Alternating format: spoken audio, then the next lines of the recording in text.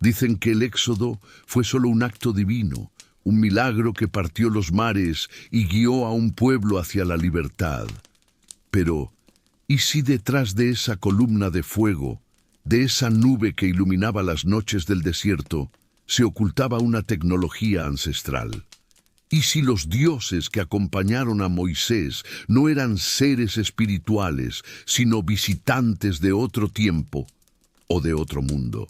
Hoy exploraremos la posibilidad de que el Éxodo no solo fue un evento religioso, sino una operación dirigida por conocimiento antiguo, el poder de los Anunnaki. Acompáñame en este viaje entre la fe, la arqueología y el misterio. Si te gustan las historias que desafían lo que creías saber, dale me gusta, suscríbete al canal y prepárate, porque aquí comienza la verdad del Éxodo. Tecnología Anunnaki y la columna de fuego. El Éxodo es uno de los relatos más poderosos jamás contados por la humanidad. Una historia de liberación, fe y supervivencia que ha modelado civilizaciones enteras. Pero detrás de sus versos sagrados, entre las líneas del Antiguo Testamento, hay un misterio que ha intrigado a historiadores, arqueólogos y pensadores durante siglos. ¿Qué sucedió realmente en aquellos días en que un pueblo entero abandonó Egipto, guiado por un líder que hablaba directamente con una presencia luminosa? ¿Fue una epopeya mística o un acontecimiento real con raíces en la historia y la tecnología antigua? Si nos alejamos por un momento del dogma y observamos el Éxodo con los ojos de un investigador, descubrimos un escenario cargado de tensión política, colapsos dinásticos y migraciones masivas. Egipto, en ese entonces, era una superpotencia, un imperio que dominaba con la fuerza de su ciencia, su arquitectura y su conocimiento astronómico heredado de fuentes aún más antiguas. En ese contexto, la huida de los hebreos no fue solo una revuelta de esclavos, sino el reflejo de una crisis interna en la estructura del poder egipcio, quizás relacionada con la pérdida de tecnologías o secretos que habían mantenido el dominio del faraón. La Biblia describe plagas, señales celestes, oscuridad total y fuego que descendía del cielo. Para la mirada moderna, estos fenómenos pueden parecer imposibles, pero la arqueología nos enseña que cada mito suele tener una raíz concreta. Algunos investigadores sitúan el Éxodo en torno al siglo XIII a.C., durante el reinado de Ramsés II o su hijo Merneptah. En esa época, Egipto enfrentaba tensiones ecológicas, erupciones volcánicas cercanas y movimientos migratorios en todo el Mediterráneo oriental.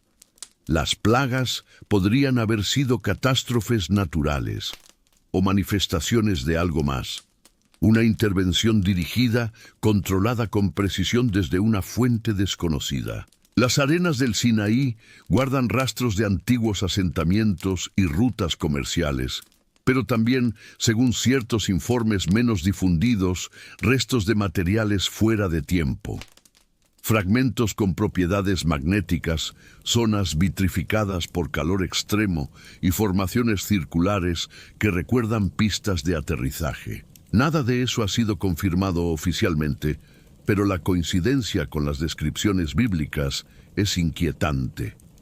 Los textos hablan de un resplandor que bajaba entre humo, de truenos que acompañaban la voz divina y de un fuego que podía desplazarse sobre el pueblo sin consumirlo. En otras culturas antiguas, esos mismos signos fueron asociados con los carros de los dioses, las naves de los Anunnaki, que según los sumerios, descendían del cielo para guiar o castigar a los hombres.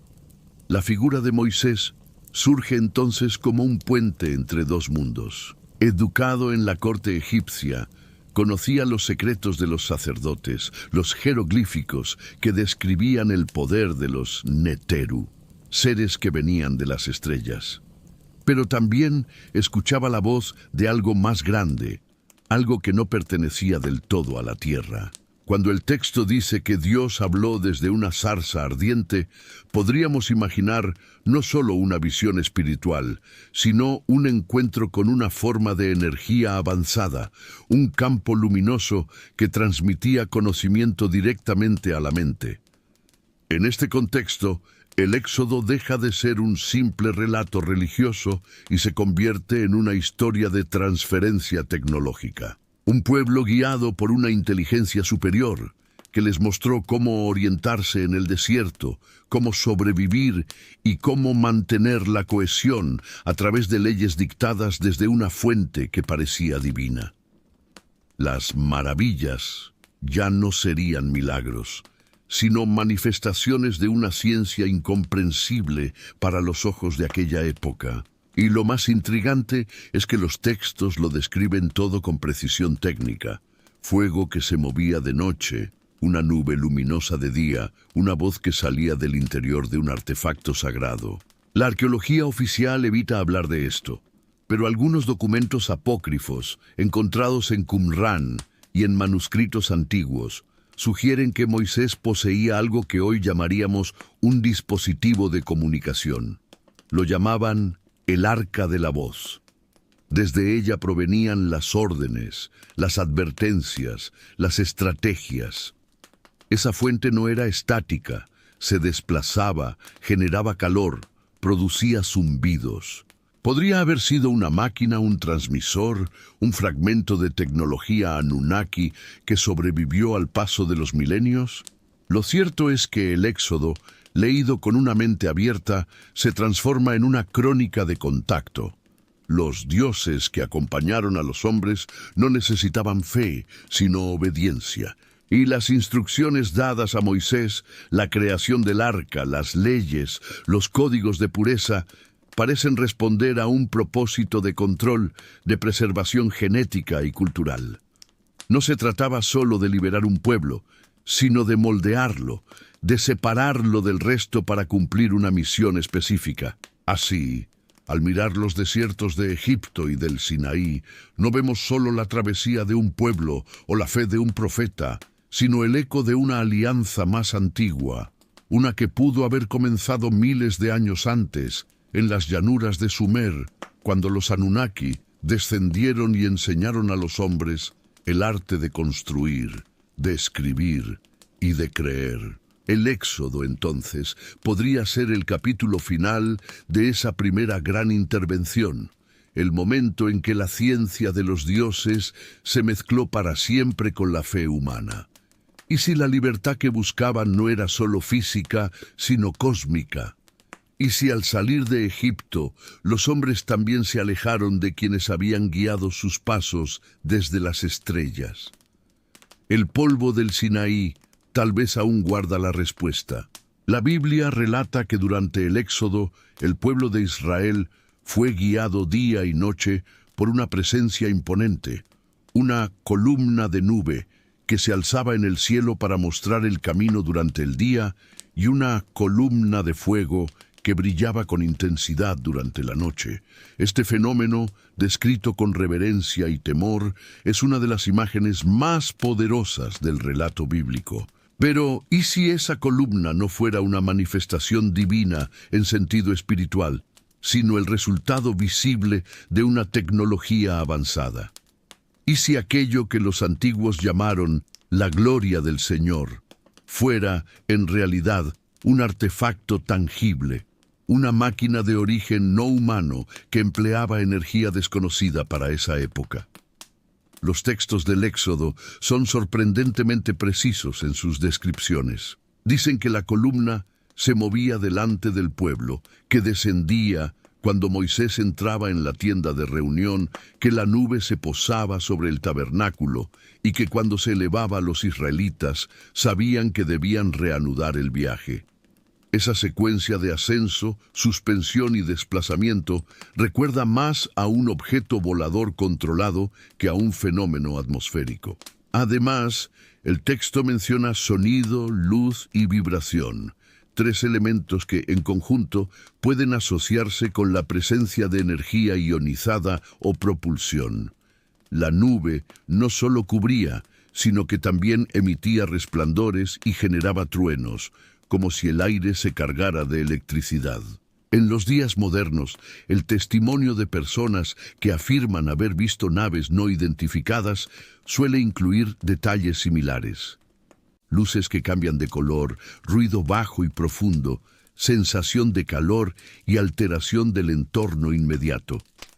Podría ser que la columna de fuego fuera una nave de tipo vertical, propulsada por un sistema de energía de plasma o ionización. Si los Anunnaki realmente poseían tecnología aeroespacial, el efecto visual de sus motores podría coincidir exactamente con la descripción bíblica. Los sumerios, miles de años antes del Éxodo, ya hablaban de los carros celestes de los dioses. Textos como el Enuma Elish y las tablillas de Nippur describen naves que despegaban entre columnas de fuego y polvo, cuyo rugido hacía temblar la tierra. Esas narraciones, separadas por siglos de distancia cultural, son casi idénticas a las que Moisés y su pueblo registraron en los desiertos del Sinaí. En ambos casos, los humanos presenciaron lo incomprensible. Máquinas tan avanzadas que solo podían interpretarse como divinas. Incluso el comportamiento de la columna se ajusta al de un aparato inteligente. No se desplazaba de manera errática, sino con propósito. Se detenía cuando el campamento debía descansar y avanzaba en dirección precisa, como si respondiera a una programación o a una voluntad superior. En el monte Sinaí, la presencia descendió entre humo y fuego, mientras la montaña temblaba y se escuchaba un sonido como de trompeta que aumentaba en intensidad. Si dejamos de lado la metáfora religiosa, el cuadro es claro. Una nave o dispositivo energético descendiendo, liberando gases, luz y ondas sonoras que resonaban entre las rocas. Algunos investigadores han propuesto que lo que los textos llaman fuego divino podría ser una descarga de energía dirigida. El color descrito, blanco azulado en algunos pasajes, rojizo en otros, coincide con emisiones de plasma ionizado o combustión controlada de materiales exóticos. De noche, ese resplandor sería visible a grandes distancias, guiando a las caravanas por el desierto. Y de día, la nube resultante del calor y los gases producidos crearía el efecto visual de una columna de humo. Así, el fenómeno descrito no sería sobrenatural, sino tecnológico, el resultado de un sistema de propulsión que mantenía una presencia estable y observable. La función de este artefacto parece haber sido doble. Por un lado, servir como guía visual para el pueblo.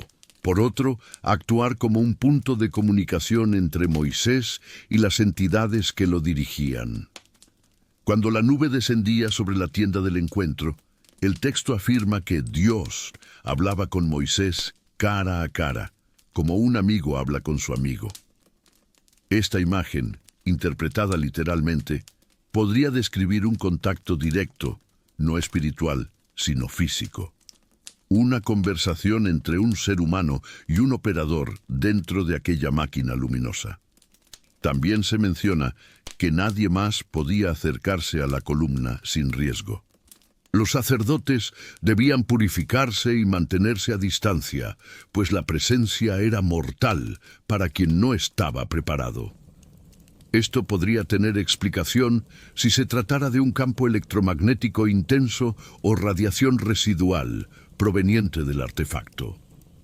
Los efectos de ese tipo de energía en organismos vivos, mareos, quemaduras, desorientación, coinciden con lo que la Biblia describe como el temor ante la presencia divina. La columna de fuego no era solo una guía, era una muestra constante de poder. Su aparición reforzaba la autoridad de Moisés y mantenía la cohesión del pueblo. Aquellos que dudaban de su liderazgo quedaban impactados por la visión de aquel fuego suspendido en el aire.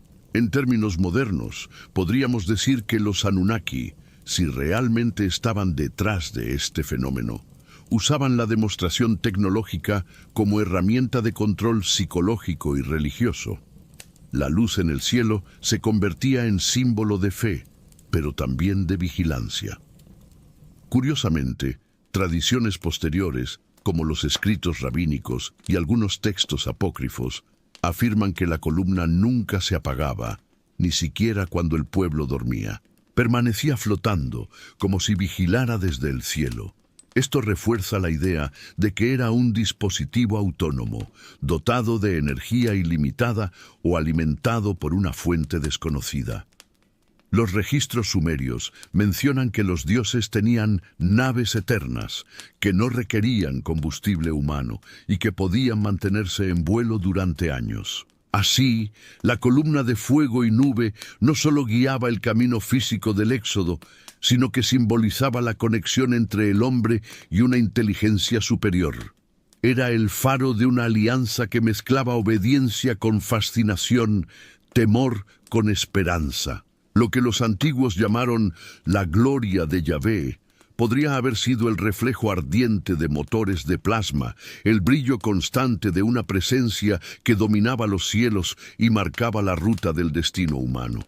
Quizás, en aquellas noches del desierto, los israelitas no miraban una señal divina, sino el resplandor de una nave que se perdía entre las estrellas, observándolos con la misma curiosidad con la que ellos levantaban la vista, sin saber que estaban siendo guiados por una tecnología tan avanzada que incluso hoy apenas podemos imaginarla. Moisés es una de las figuras más enigmáticas de toda la historia antigua. Su vida se mueve entre lo humano y lo divino, entre el poder terrenal y la revelación celestial. Criado como un príncipe egipcio, educado en la sabiduría de los sacerdotes y en los misterios del Nilo, su mente fue moldeada por una civilización que ya dominaba conocimientos matemáticos, astronómicos y simbólicos heredados de fuentes aún más antiguas.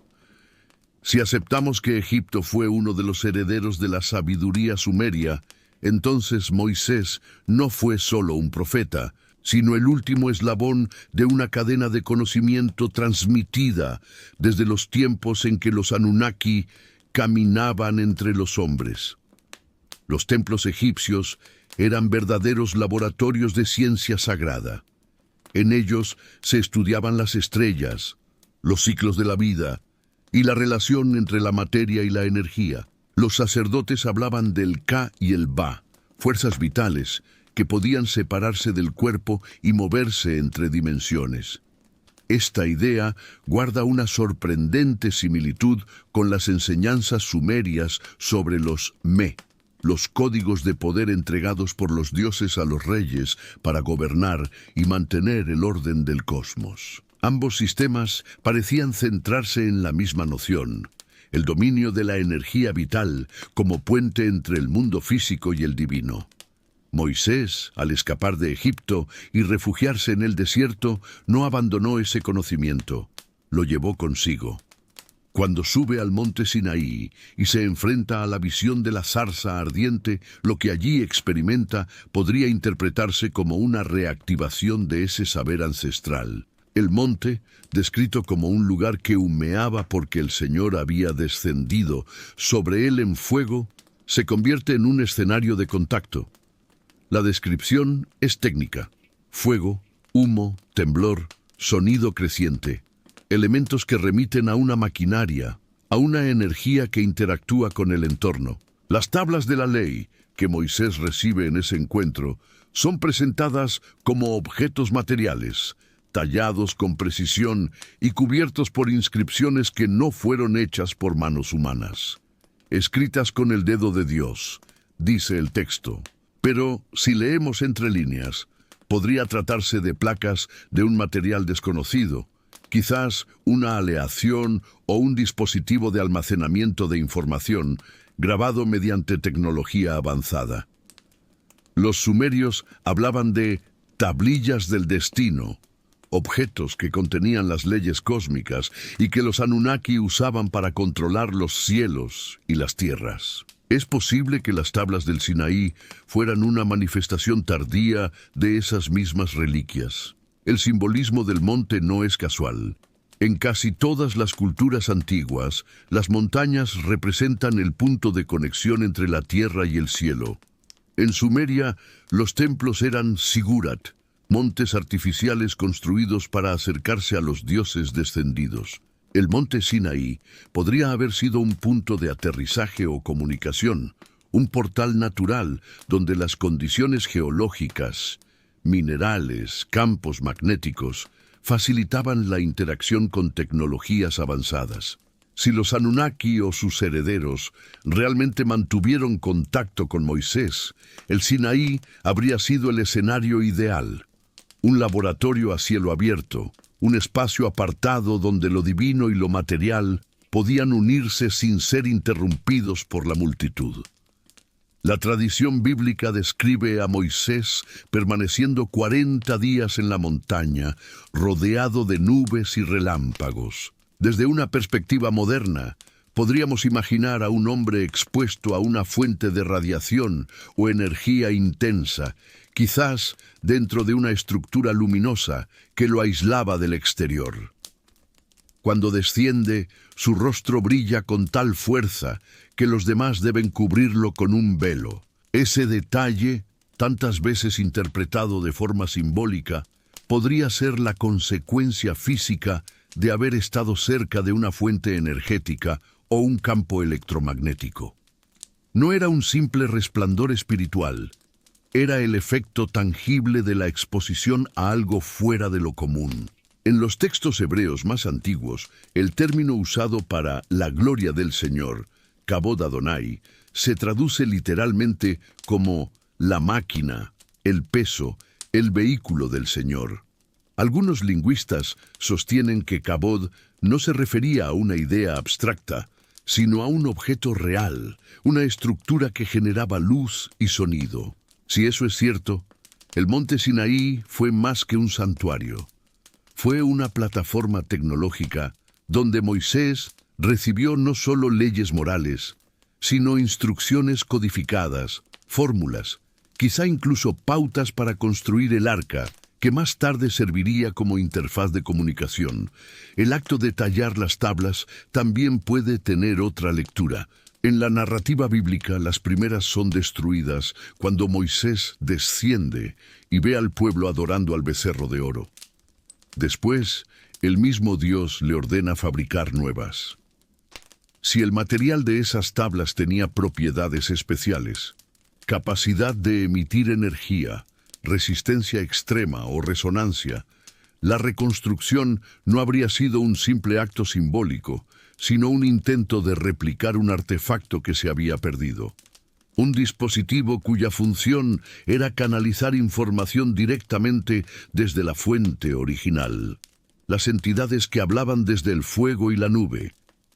Incluso las leyes inscritas, mandamientos sobre pureza, conducta, justicia y adoración, podrían interpretarse como un código de calibración social diseñado para mantener la frecuencia colectiva en armonía con esa presencia tecnológica. En los textos sumerios, los dioses exigían rituales y conductas precisas para mantener la vibración de la civilización. Lo mismo parece ocurrir con el pueblo hebreo.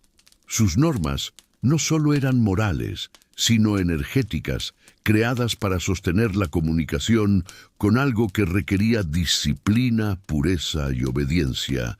Así, Moisés no fue solo un legislador ni un profeta, fue un transmisor, un intermediario entre una humanidad que aún caminaba bajo las estrellas y los últimos ecos de una civilización celestial que había dejado su huella en la tierra.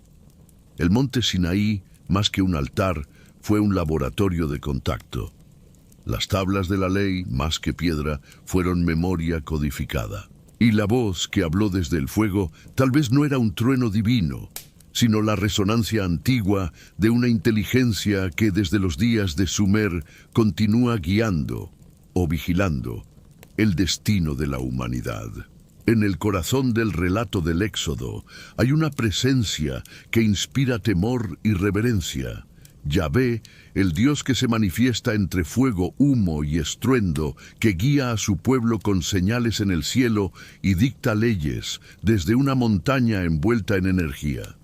Su figura es tan poderosa y tangible que al leer los textos antiguos no parece una abstracción espiritual, sino una fuerza real, física, que interactúa directamente con los hombres. Esa materialidad de lo divino, la voz que truena la nube que desciende el fuego que consume, invita a una pregunta que muchos estudiosos heterodoxos se han atrevido a formular.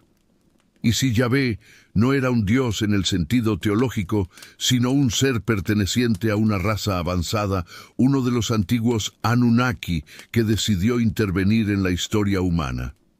Las similitudes entre el Yahvé del Antiguo Testamento y los dioses del Antiguo Oriente son sorprendentes. En Sumeria, Enlil, Enki, Nanar y otros de su linaje aparecen descritos como señores del cielo y la tierra, seres que descendían en máquinas luminosas, capaces de generar tormentas, fuego y temblores a su paso.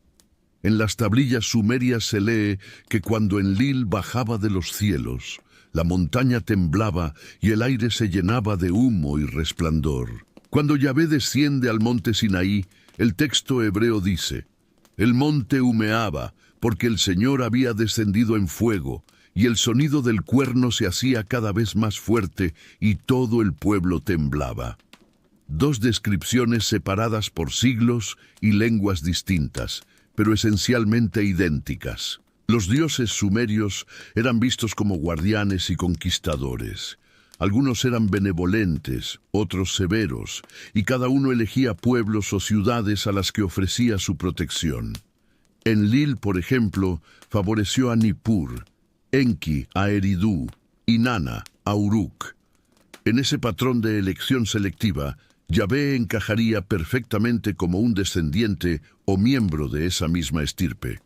Un Dios guía que decide adoptar a un grupo humano, los hebreos, como su pueblo personal.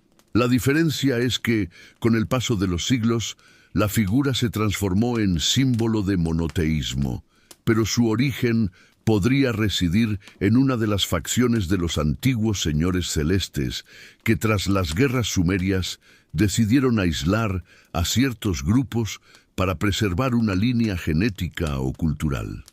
El comportamiento de Yahvé en el Éxodo no corresponde al de un ser etéreo. Exige protocolos, límites físicos y construcciones específicas para su presencia.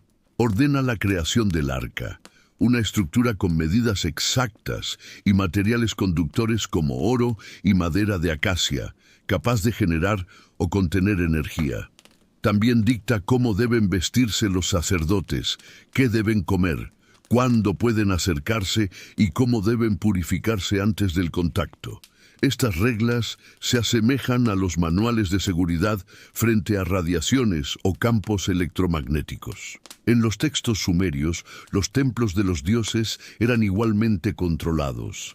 Los humanos comunes no podían entrar sin protección, porque el resplandor divino podía destruirlos. Además, la voz de Yahvé se describe como una vibración atronadora, un estruendo que hacía temblar la tierra. Esa misma cualidad aparece en los relatos de los descensos Anunnaki. Cuando el señor Enlil descendió en su nave, la tierra rugió como un toro y el cielo ardió como cobre fundido. Si sustituimos el lenguaje mitológico por términos modernos, las imágenes apuntan a un mismo fenómeno: un aterrizaje, ruido ensordecedor, calor, luz intensa, humo levantado por la energía de la propulsión. Otro punto fascinante es el uso de la palabra Elohim en los textos hebreos más antiguos. Aunque comúnmente se traduce como Dios, su forma plural significa literalmente los poderosos o los que vinieron de lo alto. A lo largo del Antiguo Testamento, el término se mezcla con el nombre de Yahvé, como si ambos conceptos se hubieran fusionado con el tiempo.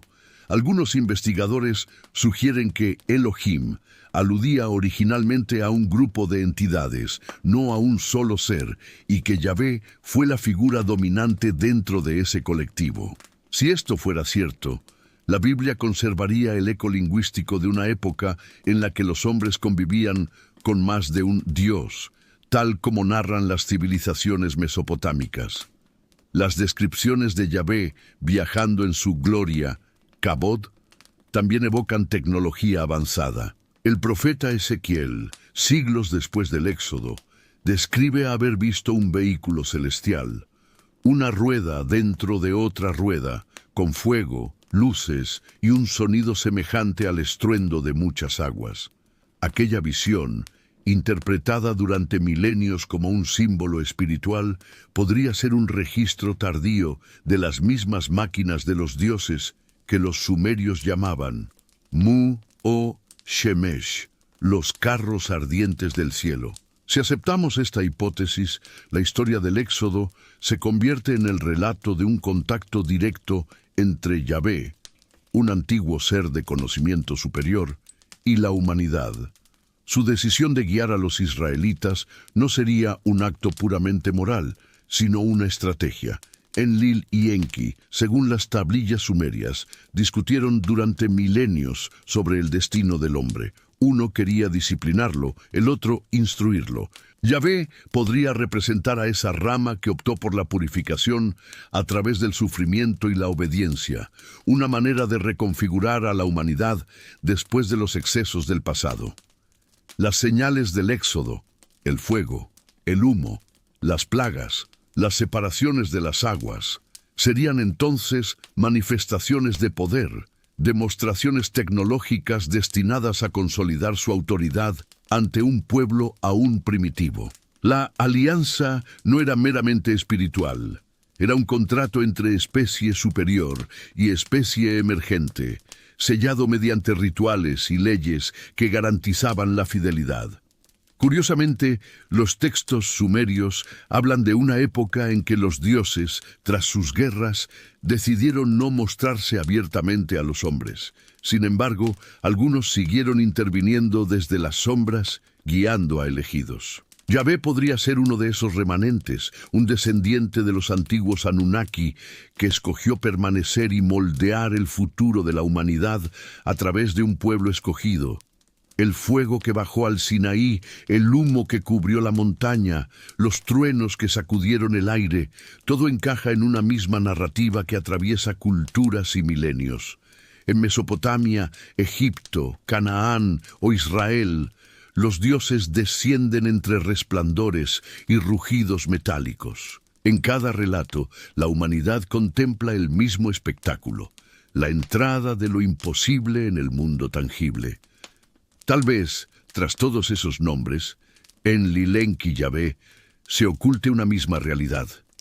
Los vestigios de una civilización que dominaba el fuego de los cielos y que en los albores de nuestra historia decidió guiar a unos pocos para mantener viva la chispa de su legado. Porque quizás el Dios del Éxodo no fue solo el Dios de Israel, sino el eco de los antiguos, que desde el principio nos enseñaron a mirar hacia el cielo y a confundir su poder con el de la eternidad. El misterio del maná es uno de los episodios más desconcertantes del Éxodo. Según el relato bíblico, cada mañana, cuando el pueblo despertaba en el desierto, encontraba sobre la arena una sustancia blanca y fina, como escarcha, que sabía a miel y podía ser cocinada o molida para comer. Caía del cielo con la regularidad de una máquina programada, se descomponía si se guardaba más de un día y desaparecía los sábados, día de descanso. Para los antiguos era un milagro. Para la mente moderna, un fenómeno que desafía las leyes naturales conocidas. Pero, ¿y si ese alimento no era una dádiva divina en sentido espiritual, sino el resultado de una tecnología biológica controlada desde la columna de fuego o desde un artefacto oculto en el campamento? La descripción del maná en el texto hebreo original contiene detalles que llaman la atención. Se le llama manjú, que literalmente significa ¿qué es esto? Nadie sabía identificarlo, era tangible, nutritivo, reproducible día tras día, pero su origen era completamente desconocido. Algunos estudiosos han propuesto explicaciones naturales, resinas de árboles del desierto, secreciones de insectos, hongos, pero ninguna se ajusta a las características descritas. El maná aparecía solo en un área determinada, a una hora precisa y en cantidad suficiente para alimentar a miles de personas. Más aún, reaccionaba al calor, se evaporaba con el sol y no podía almacenarse. Estas propiedades recuerdan menos a un producto natural y más a una sustancia controlada por algún tipo de proceso automatizado o de bioingeniería. Existen textos apócrifos y tradiciones orales antiguas que amplían la historia. En ellos se habla de un dispositivo que Moisés habría recibido junto con las instrucciones del Arca de la Alianza, una máquina que producía una especie de sustancia luminosa destinada a sostener al pueblo durante la travesía. Algunas versiones rabínicas lo llaman la máquina del maná, una estructura metálica que emitía un zumbido leve y que cada amanecer dejaba caer el alimento sobre recipientes colocados alrededor. Si esta tradición tuviera alguna base real, podríamos estar frente a un sistema de síntesis alimentaria avanzada, una tecnología que transformaba elementos del entorno, agua, aire, minerales, en materia orgánica comestible. La posibilidad no es tan descabellada si consideramos el conocimiento atribuido a los Anunnaki en las tablillas sumerias. Según esos textos, los dioses eran capaces de manipular la vida a nivel genético y crear plantas eternas o sustancias de energía vital con fines rituales o de nutrición. En el relato de Adapa se menciona una comida divina que otorgaba fuerza y prolongaba la vida producida en los jardines de los dioses, mantenidos por máquinas autónomas que trabajaban sin descanso. La idea de una fuente tecnológica de alimento parece haber sido parte del imaginario mesopotámico desde el principio. Si trasladamos ese concepto al Éxodo, el maná podría haber sido una adaptación portátil de esa biotecnología, un mecanismo entregado por los mismos seres que guiaban la columna de fuego. Quizás una máquina semiautónoma, programada para generar una biomasa específica a partir de microorganismos o compuestos atmosféricos. Su desaparición en el séptimo día, el sábado, podría indicar un sistema cíclico de mantenimiento o recarga energética, más que un acto simbólico. El hecho de que no pudiera almacenarse sugiere que su estructura molecular era inestable, probablemente diseñada para desintegrarse pasado cierto tiempo, evitando su descomposición nociva o su uso indebido. La reacción del pueblo ante este alimento también resulta significativa. En lugar de venerarlo, lo consumían con desconfianza y a veces con hastío. Se quejaban de su sabor constante, añoraban las comidas de Egipto y pedían carne y especias. Esa conducta revela que el maná, aunque eficiente, era artificial, carente de la complejidad sensorial de los alimentos naturales. Tal vez no tenía sabor real, sino una textura neutra, programada para cumplir una función nutricional específica. Era, en cierto modo, el primer alimento sintético de la historia. En este contexto, el maná no solo era sustento, sino un símbolo de dependencia tecnológica. El pueblo, incapaz de sobrevivir sin esa sustancia, quedaba atado a la fuente que la proporcionaba, la máquina o la inteligencia que la controlaba.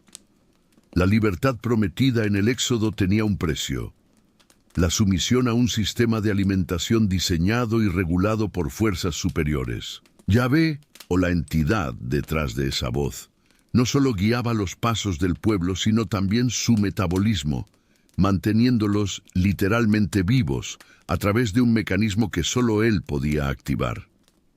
Este detalle recuerda a las estrategias de control observadas en las crónicas sumerias, donde los dioses entregaban a los humanos herramientas y conocimientos, pero siempre bajo condiciones de dependencia. Les enseñaban a sembrar, pero les reservaban las semillas sagradas, les daban metal, pero controlaban las minas. Del mismo modo, el maná podía ser una versión refinada de ese pacto, un recurso vital que aseguraba la obediencia.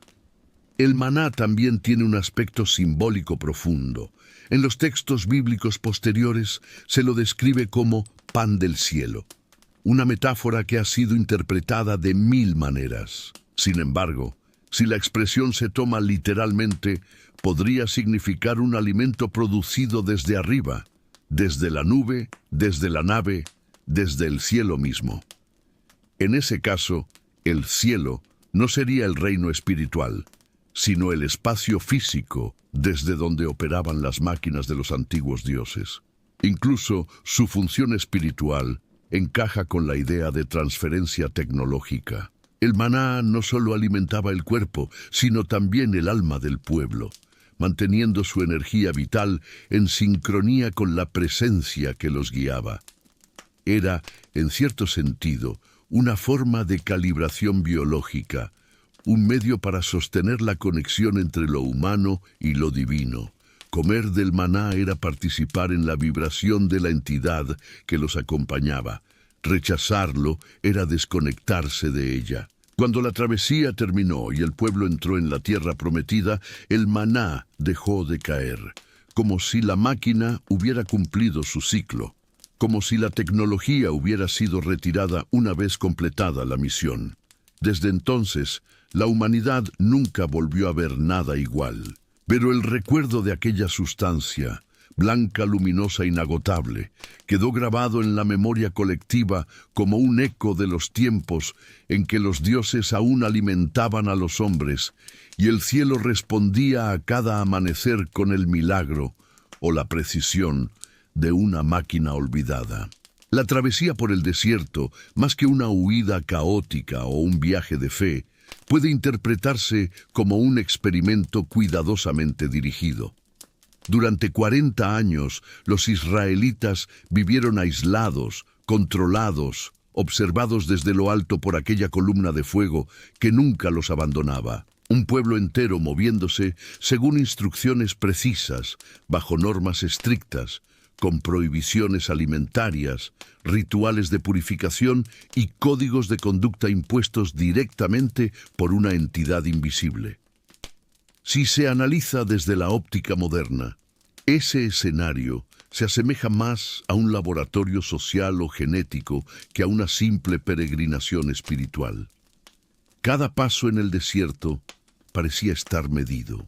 El grupo era constantemente probado, su obediencia verificada, su estructura social moldeada a través de leyes que no provenían de consenso humano, sino de mandatos descendidos del cielo. Yahvé, el supuesto Dios que los guiaba, no solo dictaba reglas morales, sino también instrucciones sanitarias, arquitectónicas y reproductivas. Indicaba cómo debían cocinar, con quién podían unirse, cómo debían organizar el campamento e incluso cómo debían marcar los límites entre lo puro y lo impuro. Todo esto bajo la vigilancia constante de la nube diurna y el fuego nocturno, una presencia que registraba cada movimiento, como si observara los efectos de sus órdenes sobre una comunidad en evolución. En ese contexto, algunos investigadores alternativos han sugerido que la travesía del desierto pudo haber sido parte de un plan de ingeniería social a gran escala. Los israelitas habrían sido escogidos o creados para representar una nueva versión del ser humano, programada para obedecer, creer y reproducir un modelo de civilización teocrática. El aislamiento geográfico del desierto servía como entorno cerrado, un espacio estéril que evitaba la interferencia externa, ideal para observar cómo un grupo humano desarrollaba una identidad colectiva bajo estímulos y castigos divinos. Este patrón no es ajeno al mundo sumerio. En las tablillas más antiguas, los dioses Anunnaki también seleccionaban pueblos y ciudades para realizar experimentos de civilización. Les otorgaban conocimientos, leyes y tecnología, pero siempre bajo control directo. En los textos de Eridu y Nippur se mencionan proyectos en los que los dioses creaban colonias humanas con distintas características biológicas y sociales, variando su longevidad, su dieta, su capacidad reproductiva o su fidelidad. Era un proceso de ensayo y error cósmico, destinado a producir una humanidad funcional a los designios divinos. Si se trazan paralelismos, el Éxodo encajaría en esa lógica. Los israelitas habrían sido una rama elegida, una población sometida a un proceso de purificación física y genética. Las leyes de alimentación que prohibían ciertos animales podrían haber tenido un propósito más que espiritual. Regular la ingesta de proteínas, eliminar contaminantes o incluso mantener la compatibilidad con una determinada frecuencia biológica impuesta por sus guías. Las prácticas de circuncisión, ayuno y aislamiento de los enfermos reflejan un conocimiento avanzado de control sanitario y genético.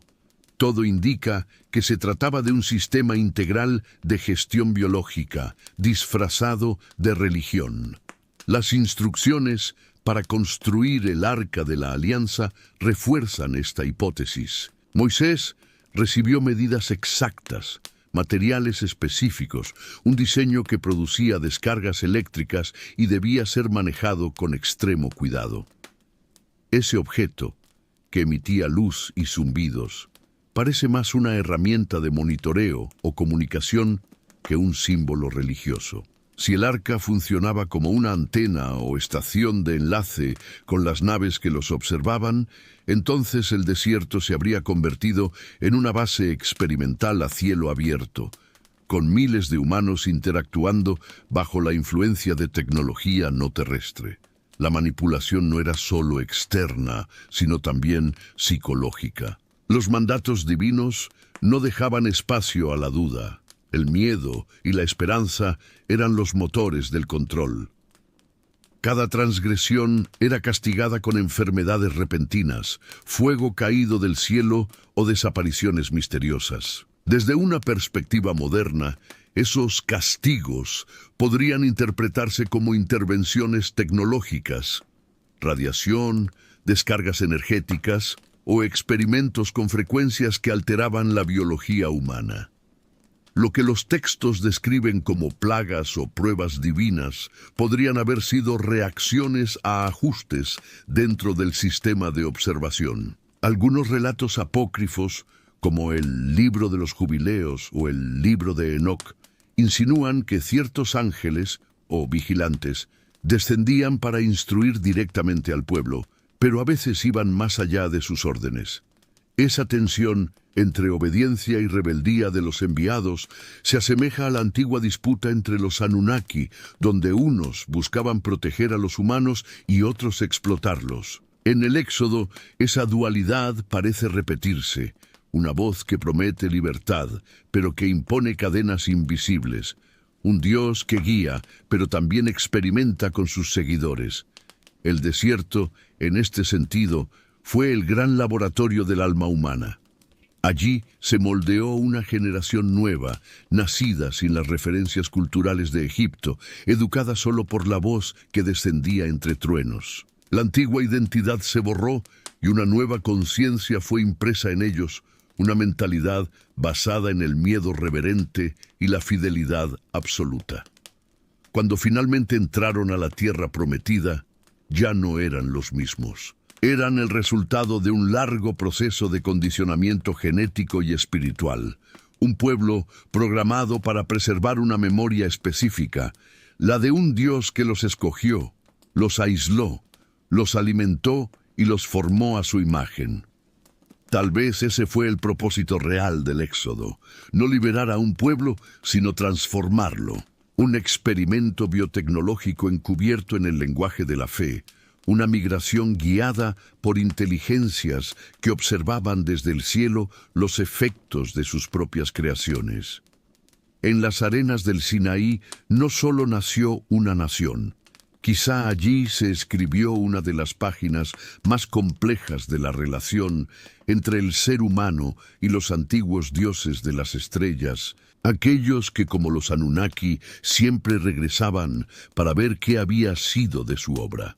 El episodio de la apertura del Mar Rojo es, sin duda, uno de los momentos más enigmáticos y poderosos del relato del Éxodo. En el texto bíblico se describe cómo Moisés, obedeciendo una orden divina, extendió su mano sobre las aguas, y un fuerte viento del este sopló toda la noche, separando el mar en dos muros de agua que permitieron al pueblo cruzar a pie seco. Luego, cuando los egipcios intentaron seguirlos, las aguas volvieron a su lugar, destruyendo al ejército perseguidor. Durante siglos, esta escena fue interpretada como un milagro, una intervención directa de un poder sobrenatural. Pero si observamos el acontecimiento desde una perspectiva tecnológica, podríamos estar ante un evento controlado mediante mecanismos de energía avanzada o manipulación ambiental, ejecutado por una inteligencia que dominaba fuerzas aún desconocidas para nosotros. En primer lugar, los antiguos textos hacen énfasis en un viento intenso que sopló toda la noche. Este detalle podría ser una pista. Algunos investigadores modernos han sugerido que el fenómeno pudo ser provocado por un sistema de propulsión o de control climático. Un artefacto estacionado sobre el mar, posiblemente la misma columna de fuego que acompañaba al pueblo, habría generado una corriente de aire masiva, sostenida durante horas, capaz de desplazar temporalmente las aguas por diferencia de presión y temperatura. Hoy sabemos que ondas acústicas, explosiones controladas o campos electromagnéticos pueden alterar la densidad del aire y del agua, creando depresiones momentáneas. Si una civilización avanzada poseía ese conocimiento, separar un cuerpo de agua no sería un milagro, sino una demostración de ingeniería atmosférica precisa. Otro punto intrigante es la descripción de las murallas líquidas. El texto dice que las aguas se levantaron a ambos lados, como muros. Para que eso ocurra, sería necesario un campo de contención o un fenómeno electromagnético que rigidizara temporalmente la superficie del mar, manteniéndola suspendida. Esto recuerda a experimentos modernos con ondas estacionarias y levitación acústica, en los que vibraciones de frecuencia exacta pueden mover y mantener líquidos suspendidos. Si los Anunnaki, o las entidades detrás del Éxodo, disponían de tecnología de resonancia sónica o de manipulación gravitacional, habrían podido crear un corredor seco entre las aguas, generando un espectáculo impresionante para los ojos de los antiguos. El propósito, más allá del escape físico, parece haber sido simbólico. La separación del mar representaba el dominio absoluto de esa fuerza sobre los elementos naturales. Era una demostración calculada de poder. Frente a un pueblo todavía incrédulo, traumatizado por siglos de esclavitud, se necesitaba un acto que sellara su fe y obediencia.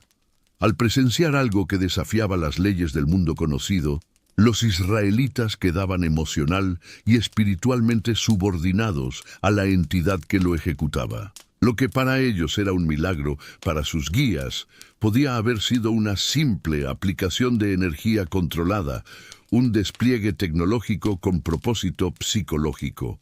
Algunos textos antiguos no canónicos, como el libro de Yasher o el Midrash Rabbah, aportan detalles curiosos. En ellos se menciona que el mar tembló antes de abrirse, que un estruendo estremeció la tierra y que el agua se elevó como una pared de cristal brillante.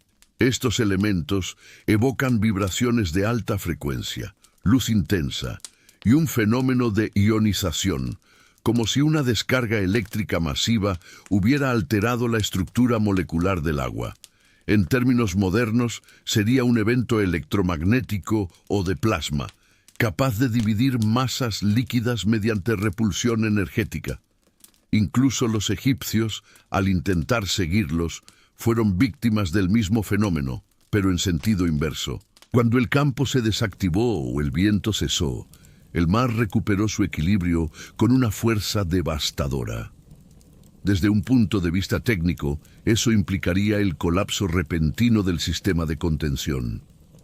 Un simple ajuste en la frecuencia o una inversión del flujo energético habría bastado para que el agua retomara su curso natural. Lo que el texto describe como la mano de Dios cerrando el mar podría haber sido la desconexión deliberada del campo que lo sostenía. En varias tradiciones paralelas encontramos ecos de este tipo de manipulación natural. En las tablillas sumerias, los Anunnaki usaban armas que podían dividir las aguas del cielo y de la tierra, herramientas descritas como resonadores de poder o rayos de separación. En los mitos acadios, el dios Enlil abre los ríos con su viento controlado y separa montañas con el sonido de su voz. Estas metáforas podrían describir dispositivos sónicos o electromagnéticos usados para alterar la materia y el clima. Si el éxodo fue guiado por descendientes o herederos de esa misma tecnología, el evento del Mar Rojo sería una continuación directa de aquel conocimiento ancestral. También es posible que la apertura del mar haya tenido un componente óptico. Algunas teorías modernas sugieren que un campo energético podría modificar la densidad del aire hasta crear una ilusión visual masiva, una especie de túnel perceptivo en el agua. Si los israelitas caminaron sobre una planicie seca mientras un efecto lumínico distorsionaba su entorno, el fenómeno habría sido recordado como la separación literal de las aguas. En este caso, no se trataría de un truco, sino de una manipulación deliberada de la percepción, algo que los antiguos no tenían manera de comprender ni explicar.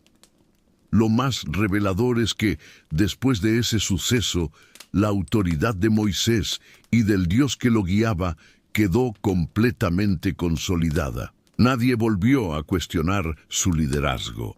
El pueblo había presenciado una demostración de poder absoluto, tan incomprensible que solo podía interpretarse como divina. Desde el punto de vista de una inteligencia avanzada, ese fue el momento clave del experimento, cuando el grupo alcanzó la obediencia total a través del asombro. En términos modernos, sería un acto de condicionamiento masivo mediante tecnología. El mar volvió a su curso, los enemigos desaparecieron y el silencio del desierto se impuso. Pero el eco de aquel fenómeno quedó grabado en la memoria colectiva de la humanidad. Un evento que marcó la frontera entre lo humano y lo sobrehumano, entre lo natural y lo tecnológico. Quizás el Mar Rojo no se abrió por fe, sino por ciencia. Y la fe desde entonces no fue más que el reflejo de la ciencia vista desde abajo, envuelta en fuego, viento y resplandor. Egipto fue, durante milenios, el epicentro del conocimiento antiguo, el crisol donde se fusionaron la ciencia, la teología y la ingeniería en una sola visión del cosmos. Sus templos, obeliscos y pirámides eran mucho más que monumentos.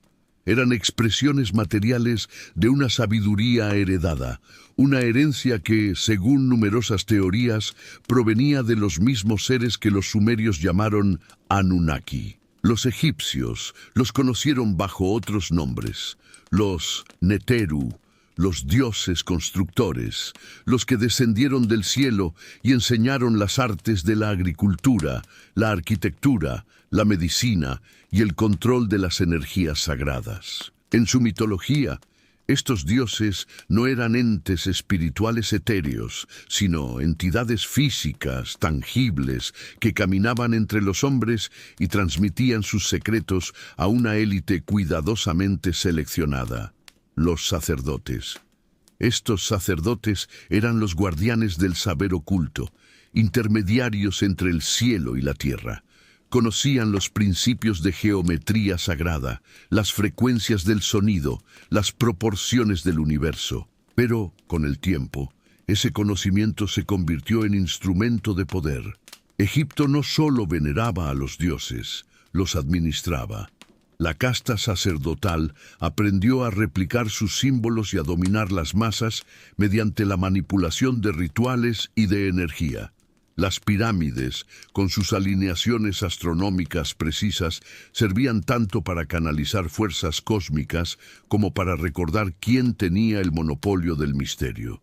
En ese contexto, el Éxodo aparece como una ruptura interna dentro de esa antigua herencia divina.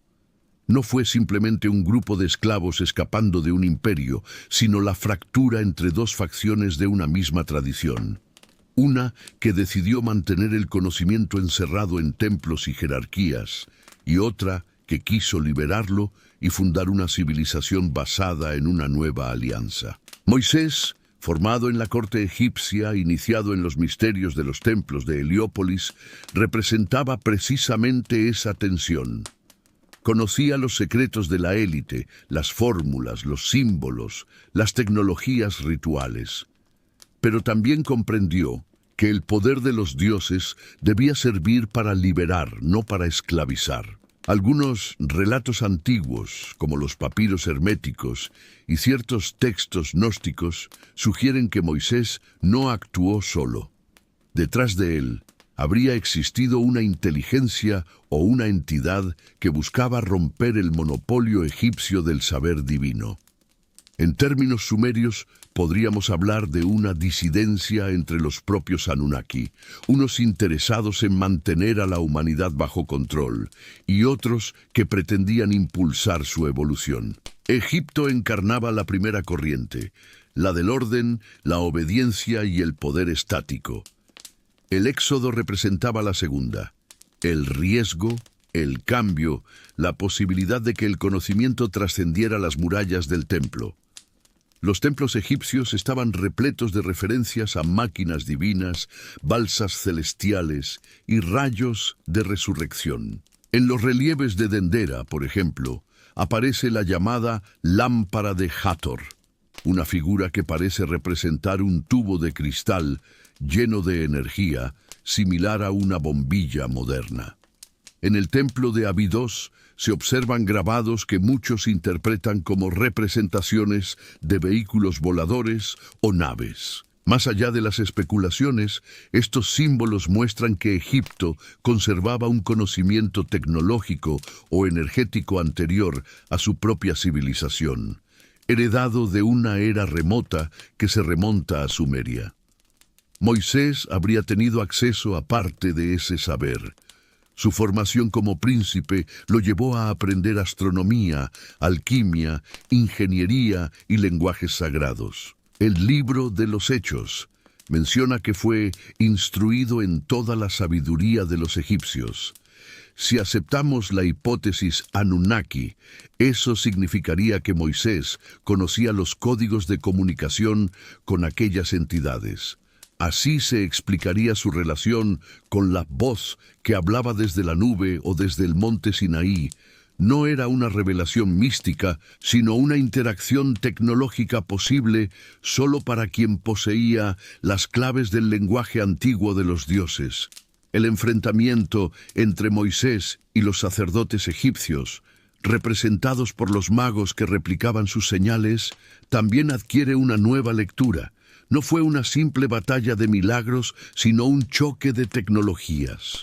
Cada plaga podría interpretarse como una intervención dirigida, un ataque controlado desde una fuente superior que desmantelaba el sistema energético de Egipto. Oscuridad repentina, agua convertida en sangre, lluvias de fuego. Todos fenómenos que podrían derivar de manipulaciones climáticas o electromagnéticas.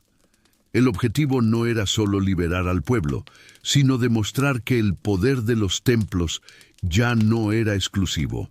Cuando el éxodo finalmente ocurrió, Egipto no perdió solo una mano de obra, perdió una parte de su alma. La disidencia había triunfado. Una nueva civilización se gestaba fuera de sus fronteras, guiada por una entidad que se presentaba como el único Dios, pero que, en realidad, continuaba la herencia Anunnaki desde otra perspectiva. Yahvé, el dios del desierto, podía haber sido un antiguo de los mismos dioses que antaño reinaron en Egipto, pero que decidió separarse de sus pares y conducir a una nueva humanidad, libre del dominio sacerdotal. Esa fractura cambió la historia. Egipto permaneció fiel al orden cósmico estático, representado por Ra y Maat, mientras que los hebreos avanzaron hacia un modelo dinámico, en el que el Dios se movía con su pueblo y se manifestaba a través de fenómenos móviles: nube, fuego, viento. Uno representaba la permanencia, el otro el movimiento, uno el control, el otro la revelación. Era, en esencia, la lucha entre dos visiones de la relación entre lo humano y lo divino. Con el tiempo, Egipto selló su conocimiento en piedra y su poder se disolvió entre los desiertos. Pero la corriente que partió con Moisés siguió viva, transmitiendo la chispa del saber Anunnaki en nuevas formas: el monoteísmo, la alquimia, la cábala, la ciencia sagrada. El éxodo fue el momento en que el conocimiento se volvió nómada, cuando los dioses dejaron de habitar templos y comenzaron a viajar con los hombres. En ese tránsito, el fuego del cielo se transformó en una voz interior, y la herencia de los antiguos dioses se convirtió en el misterio que aún hoy impulsa a la humanidad a buscar su origen más allá de las arenas del tiempo. La historia del Éxodo alcanza su punto más profundo y enigmático en el momento de la alianza. En el relato bíblico, Yahvé desciende sobre el monte Sinaí entre truenos, humo y fuego, y desde esa nube establece un pacto con su pueblo. Si obedecen sus leyes, serán su nación elegida. A primera vista, se trata de un acuerdo espiritual, una relación basada en la fe. Pero si miramos más allá del lenguaje religioso, el evento parece describir algo más tangible: un contrato de intercambio entre una humanidad en formación y una inteligencia superior que ofrecía conocimiento, protección y poder a cambio de obediencia, devoción y continuidad genética. Fue quizás el primer tratado documentado entre el hombre y los dioses tecnológicos. El símbolo central de ese pacto fue el Arca de la Alianza. No era una simple caja sagrada. Su descripción revela una complejidad técnica que desborda cualquier interpretación mística. Fabricada de madera de acacia, altamente resistente y recubierta de oro puro por dentro y por fuera, el arca actuaba como un condensador eléctrico perfecto. Sus varas y anillos metálicos formaban un circuito cerrado, y el espacio entre los querubines, dos figuras aladas enfrentadas, servía de punto de descarga o de emisión de energía. Según el relato, una chispa, una voz, surgía desde ese punto cuando Moisés se acercaba. Cualquiera que la tocara sin permiso moría instantáneamente, como si sufriera una descarga de altísimo voltaje. El arca, por tanto, puede entenderse como una interfaz, un dispositivo diseñado para conectar a los humanos con la inteligencia que los guiaba. Las instrucciones de su construcción no fueron inspiraciones artísticas, sino planos precisos dictados por el mismo Dios, es decir, por una fuente superior con conocimiento técnico. Su función era doble. Servía como canal de comunicación y como generador o contenedor de energía. En las batallas se la llevaba al frente porque emitía ondas capaces de atemorizar, enfermar o incluso matar a los enemigos. Cuando era colocada en el santuario, su energía llenaba el recinto con una luz intensa, la llamada Shejinah, que se manifestaba como una radiación dorada, similar a un campo electromagnético estable. Algunos textos antiguos no incluidos en el canon hebreo hablan de episodios en los que el arca flotaba o se movía sola, acompañada de un sonido zumbante, como el de un enjambre metálico. En otros relatos, se la cubría con telas y pieles para aislarla, pues su contacto directo resultaba peligroso. Desde un punto de vista moderno, estas precauciones tienen sentido. Una fuente de energía radiante o un artefacto con capacidad de emisión de plasma requeriría aislamiento, protocolos de seguridad y un conocimiento avanzado de materiales. El arca también actuaba como mediadora del pacto. Solo Moisés, Aarón o los sacerdotes autorizados podían acercarse a ella, lo que sugiere que había un código genético o vibracional específico que la activaba sin daño. Esto recuerda los relatos sumerios en los que los dioses solo permitían el acceso a sus cámaras de poder a quienes poseían la marca de su linaje. Tal vez el arca estaba calibrada para responder a una frecuencia biológica determinada, vinculada a los descendientes de una línea elegida o modificada por los antiguos instructores. El contenido del arca es otro misterio. Oficialmente guardaba las tablas de la ley, pero algunos textos aseguran que también contenía una porción del maná y la vara de Aarón, objetos que simbolizaban la energía y la autoridad divina. Si estos elementos eran de origen tecnológico, el arca habría funcionado como un sistema cerrado, fuente de energía, el maná o su generador, conductor, la vara y procesador, las tablas, posiblemente dispositivos de registro. En conjunto, conformaban una unidad capaz de almacenar, emitir y traducir información entre dimensiones o frecuencias distintas. La alianza sellada en el Sinaí, entonces, no fue solo un compromiso moral, fue la instalación de un sistema de comunicación entre la humanidad y una inteligencia superior. Yahvé se comprometía a guiar y proteger, pero bajo la condición de obediencia y exclusividad. No tendrás otros dioses delante de mí, no era solo una exigencia de fe, sino una cláusula de exclusividad tecnológica. El pueblo debía mantener conexión con una sola fuente, evitando interferencias con otras entidades o civilizaciones. La desobediencia implicaba desconexión, lo que en el lenguaje bíblico se traduce como castigo divino. La presencia del arca acompañó al pueblo durante siglos, y su poder fue temido incluso por los enemigos. En los textos de Samuel se narra cómo los filisteos la capturaron y pronto sufrieron enfermedades, muertes y fenómenos inexplicables hasta devolverla. Esa reacción sugiere que el arca emitía radiación o alteraba el entorno de manera peligrosa para quienes no comprendían su mecanismo. Era, en esencia, un artefacto de energía avanzada que solo podía ser manipulado por quienes tenían la clave del pacto. Pero el significado más profundo del arca no radica solo en su poder físico, sino en lo que representaba. El vínculo entre dos especies, dos niveles de existencia. El pueblo se comprometía a obedecer, a mantener la pureza y a construir una civilización guiada por las leyes dictadas desde el cielo. A cambio, recibía protección, conocimiento y la promesa de una herencia que trascendía la carne, la alianza eterna. En esa relación, la humanidad dejó de ser simplemente observada. Comenzó a participar en el proyecto de sus propios creadores.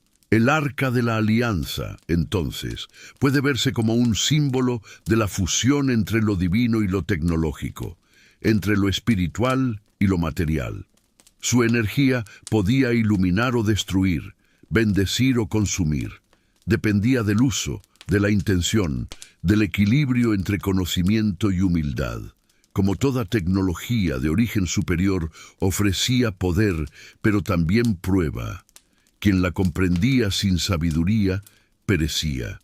Quien la abordaba con reverencia, encontraba en ella la voz de los cielos. En el fondo, la alianza del Éxodo fue la gran negociación entre el hombre y los dioses, el inicio de una relación en la que la humanidad dejó de ser simple creación para convertirse en colaborador, depositario y guardián de un fuego que en su núcleo más íntimo sigue ardiendo hasta hoy. Un fuego que ilumina, pero que también puede consumir. La chispa eterna de un pacto sellado con energía, fe y memoria cósmica. El Éxodo, visto a la distancia de los siglos, deja de ser solo una historia de esclavos que huyen o de milagros que dividen mares. Se convierte en un espejo donde la humanidad contempla su propia travesía, la eterna búsqueda de libertad, conocimiento y propósito. Moisés y su pueblo no caminaron únicamente por las arenas del desierto, sino por el territorio invisible de la conciencia, avanzando entre la obediencia y la duda, entre la fe y la razón. En esa marcha interminable, el fuego que los guiaba desde el cielo no fue solo una señal divina, sino también un recordatorio de que la luz, sea espiritual o tecnológica, siempre ha sido el faro de nuestra evolución. La columna de fuego y nube que marcaba el camino puede interpretarse como metáfora de la guía superior que ha acompañado al ser humano desde sus albores. A veces la hemos llamado Dios, otras conocimiento y en ocasiones civilización. Lo que importa no es el nombre, sino la dirección hacia la que apunta, el ascenso, la superación del miedo y de la ignorancia. Tal vez los antiguos sabían que el fuego era más que una llama física, era símbolo de la chispa interior que empuja a descubrir, a crear, a mirar las estrellas buscando respuestas. El Éxodo no terminó al cruzar el mar o al recibir las tablas de la ley. Su eco sigue vivo cada vez que una generación decide romper sus cadenas, cuestionar sus límites y buscar una verdad más allá del horizonte. Así como los israelitas salieron de Egipto, la tierra del poder y del control, para entrar en lo desconocido, también nosotros caminamos hacia un futuro incierto, guiados por una llama interior que, aunque a veces vacila, nunca se apaga. La historia de ese pueblo es, en realidad, la historia de todos. Una humanidad que se atreve a abandonar su comodidad para perseguir un ideal invisible. Si interpretamos las maravillas del Éxodo como manifestaciones tecnológicas, el relato adquiere una nueva profundidad. Los truenos, las luces, la voz que habla desde el fuego, todo podría corresponder a presencias de una civilización avanzada, quizá los mismos seres que en Sumeria fueron llamados Anunnaki, los instructores que descendieron del cielo para moldear culturas, enseñar escritura, agricultura y astronomía. Si es así, el Éxodo habría sido uno de los últimos contactos directos entre la humanidad y esos antiguos guías. Un intento de reactivar una alianza que ya venía de eras anteriores, cuando los dioses caminaban entre los hombres. Pero incluso si dejamos de lado esa posibilidad, el relato sigue resonando con una verdad profunda, porque más allá de la tecnología o del mito, lo que perdura es el mensaje. El ser humano necesita una guía, pero también necesita aprender a guiarse a sí mismo. Necesita creer en algo más grande, pero también entender que esa grandeza habita dentro de él. El fuego que descendía del cielo también arde en nuestros pensamientos, en nuestras invenciones, en nuestra sed insaciable de saber. Quizá la verdadera promesa del Éxodo no fue una tierra donde fluyen leche y miel, sino la revelación de que podemos caminar acompañados por lo invisible. Que la inteligencia que alguna vez nos enseñó a construir, a escribir y a soñar sigue hablándonos, no desde las nubes, sino desde la estructura misma del universo. Una voz que se expresa tanto en la poesía de los profetas como en la precisión de las ecuaciones. Una misma fuente que se manifiesta en dos lenguajes distintos, fe y ciencia. Ambos caminos, cuando se recorren con humildad, conducen al mismo destino. La fe busca a Dios en el cielo. La ciencia lo busca en las leyes que gobiernan las estrellas. La fe escucha el misterio. La ciencia lo traduce. Pero al final, ambas son formas de diálogo con lo desconocido, Tal vez los antiguos lo comprendían mejor que nosotros, que no hay contradicción entre creer y entender, entre adorar y estudiar, porque ambos actos nacen del mismo impulso. Ese deseo profundo de volver al origen, de reencontrarse con los que bajaron del fuego y enseñaron a la humanidad a mirar hacia arriba. La columna de fuego que guiaba al pueblo sigue elevándose, transformada en cohetes, antenas y satélites. Ya no buscamos una tierra prometida en el desierto, sino nuevos mundos más allá de las estrellas. Hemos cambiado los bastones por telescopios, los cánticos por frecuencias de radio, pero la esencia de la búsqueda es la misma. Seguimos caminando hacia la luz, tratando de comprender de dónde venimos y quién nos llamó desde el cielo por primera vez. El Éxodo fue una historia de liberación, pero también de conexión. El pueblo liberado no solo escapó del dominio de Egipto, se reconectó con una inteligencia que trascendía la tierra. Quizá esa conexión fue interrumpida, oculta o reinterpretada, pero no extinguida. Cada descubrimiento científico, cada salto tecnológico, cada acto de creación humana es un intento de reactivar aquel pacto antiguo, la promesa de avanzar juntos, dioses y hombres, hacia un horizonte común.